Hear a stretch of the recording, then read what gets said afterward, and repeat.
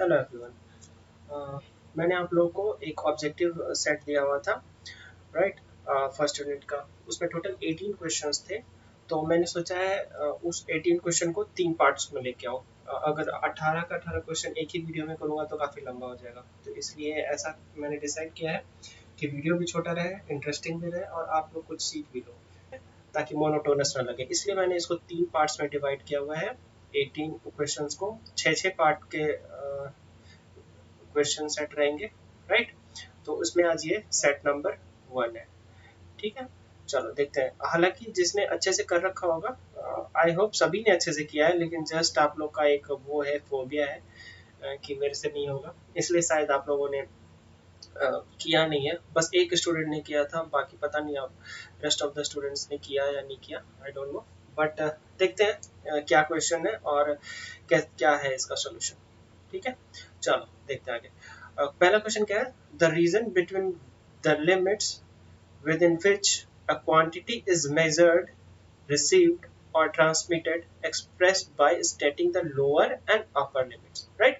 चलो देखते हैं एग्जांपल्स के थ्रू देखते हैं। सबसे पहले जैसे मान लिया जाए ये आपका क्या है, वोल्ट मीटर है, राइट। अब देखो एक बात बताओ, इस वोल्ट मीटर का कुछ रेंज भी होगा।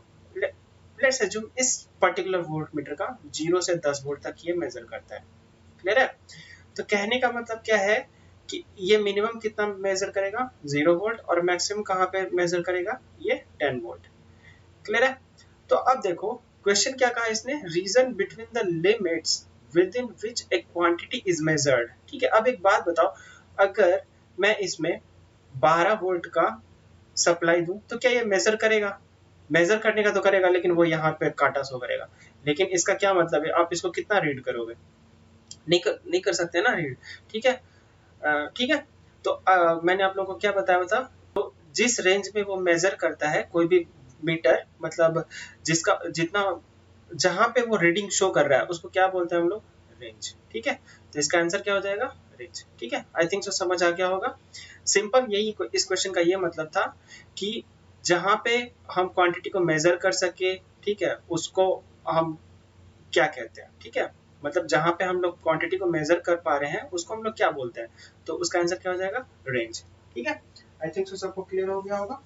अब चलते हैं नेक्स्ट क्वेश्चन की तरफ। नेक्स्ट क्वेश्चन क्या है आपका, देखो, the smallest change in a measured variable to which an instrument will respond, ठीक है। अब देखो पहले क्वेश्चन समझो, ये क्या कह रहा है कि हम लोग कितना, मतलब स्मॉलेस्ट से स्मॉलेस्ट इनपुट देते हैं, ठीक है। अब उसके कारण भी हमारा जो आउटपुट आता है, ठीक है, या यूं कह लो कि कौन सा ऐसा स्मॉलेस्ट वैल्यू है मीटर के केस में जो हम लोग मेजर कर पाते हैं, ठीक है, उसको हम लोग क्या बोलते हैं, रिजोल्यूशन, ठीक है। यही होता है ना रिजोल्यूशन, कि स्मॉलेस्ट इनपुट में चेंज के कारण आउटपुट आ जाए, ठीक है। ये तो है स्मॉलेस्ट चेंज इन मेजर्ड वेरिएबल। आपको जो भी मेजर करना है, स्मॉलेस्ट जितना छोटा से छोटा हो सके उसको भी अगर आप मेजर कर पा रहे हो, उसका भी अगर आउटपुट आ रहा है, उसको हम लोग क्या बोलते हैं, रिजोल्यूशन। इसका आंसर क्या हो जाएगा, बी, ठीक है। आई थिंक सो ये भी समझ आ गया होगा। एक्यूरेसी क्या होता है कि closeness to the desired value. कहने का मतलब क्या है कि आपने कोई डिवाइस डिजाइन किया है, जस्ट अ सेकेंड, एक सेकेंड, ठीक है। जैसे आपने कोई इंस्ट्रूमेंट डिजाइन किया, उसमें कितना आपको चाहिए, 10 वोल्ट, ठीक है। लेकिन आपका जो आ रहा है वो 9 वोल्ट आ रहा है, ठीक है। तो ये 10 वोल्ट के कितना करीब है, उस चीज को हम लोग क्या बोलते हैं, एक्यूरेसी, ठीक है। रिजोल्यूशन तो अभी बता दिया। प्रिसीजन क्या होता है आपका, रिपीटेबिलिटी, ठीक है। मतलब कोई भी इंस्ट्रूमेंट है उसमें कितना रिपीटेबिलिटी वाला गुण है, ठीक है, उसको हम लोग क्या बोलते हैं, प्रिसीजन, राइट। सेंसिटिविटी क्या है, वही मतलब स्मॉलेस्ट इनपुट जिसके कारण आउटपुट आ जाए, ठीक है। रिजोल्यूशन क्या था, मेजरमेंट, ठीक है, कि हम कितना स्मॉलेस्ट इनपुट को भी मेजर कर लेते हैं, उसको हम लोग क्या बोलते हैं, रिजोल्यूशन। और सेंसिटिविटी क्या है कि स्मॉलेस्ट इनपुट के कारण आपका आउटपुट आ रहा है, ठीक है। आई थिंक सो क्लियर हो गया होगा।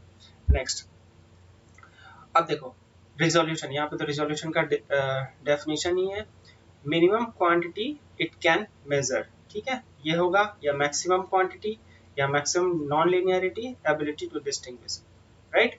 तो ऑब्वियस बात है, अभी मैंने आप लोगों को बताया है, जो मिनिमम क्वांटिटी वो मेजर कर ले उसको हम लोग क्या बोलते हैं, रिजोल्यूशन। और आपका सेंसिटिविटी क्या था, सेंसिटिविटी था कि मिनिमम इनपुट जिसके कारण आउटपुट आ जाए, दोनों में बस यही माइन्यूट डिफरेंस है। रिजोल्यूशन क्या बता रहा है, मिनिमम क्वांटिटी जिसको आप मेजर कर लो, और सेंसिटिविटी वो कि वो मिनिमम वैल्यू जिसके कारण आउटपुट आ जाए। क्लियर है। नेक्स्ट क्वेश्चन, तो एक सेकंड, इसका आंसर समझ आया ना। इसका आंसर ए है, रिजोल्यूशन ऑफ एन इंस्ट्रूमेंट क्या कहलाता है, minimum quantity it can major, right. Next, static error. Static error, पहले देखो एरर होता क्या है, ध्यान से समझना, एरर होता क्या है। कहने का मतलब है, फिर वही मैं एग्जांपल लेता हूँ, लेट्स से जो यहाँ पे 10 वोल्ट है और आपका वैल्यू कहाँ पे आया, 9.9 वोल्ट पे, मतलब एक टाइम के बाद ये 9.9 वोल्ट ही दे रहा है, ठीक है। तो इसमें एरर कितने का है, 0.1 वोल्ट का है, और माइनस का है क्योंकि 10 वोल्ट से इतना कम है, ठीक है। तो ये इसको हम लोग क्या बोलते हैं, स्टैटिक एरर, ठीक है। तो अब देखो, static error band of an instrument implies, ये किसकी बात कर रहा है, इंस्ट्रूमेंट की, ठीक है। तो अब देखो, अब एक्यूरेसी ऑफ द इंस्ट्रूमेंट, ठीक है। तो देखो, एक्यूरेसी तो बताता ही है, लेकिन ये किसकी बात कर रहा है, इंस्ट्रूमेंट का, ठीक है। तो ये वाला नहीं होगा। इररिपीटेबिलिटी, ठीक है। तो इररिपेरेबिलिटी ये तो डिफरेंट ही जोन में चला गया, राइट। अब आते हैं error caused when the pen is stopped at some deflection, यहाँ पे यही हो रहा है ना। देखो, आपको कितना चाहिए था, 10 वोल्ट, लेकिन ये एक पॉइंट पे जाकर, थोड़ा मैं बड़ा बनाता हूँ इसको, नीचे बनाते हैं। देखो, आपको कहाँ चाहिए था, ये 10 वोल्ट, लेकिन ये एक पॉइंट पे जाकर के ये स्टक कर गया। तो ये जो स्टक किया है, अब इसके कारण जो एरर आ रहा है उसी को बोलते हैं ना। तो ये हो गया इसका आंसर, एरर इंटर्न, ये तो डिफरेंट ही है, लो वेरिएबल, ठीक है। तो क्या हो जाएगा इसका आंसर, सी, राइट। अब देखो, the fact as to how closely the instrument reading follows the measured variable, ये क्या कहलाता है, अभी ना बताया था मैंने कि मतलब जैसे वो मिनिमम इनपुट जिसके कारण आउटपुट आ जाए, यही होता है ना, मिनिमम इनपुट जिसके कारण आउटपुट आ जाए, उसको हम लोग क्या बोलते हैं, सेंसिटिविटी।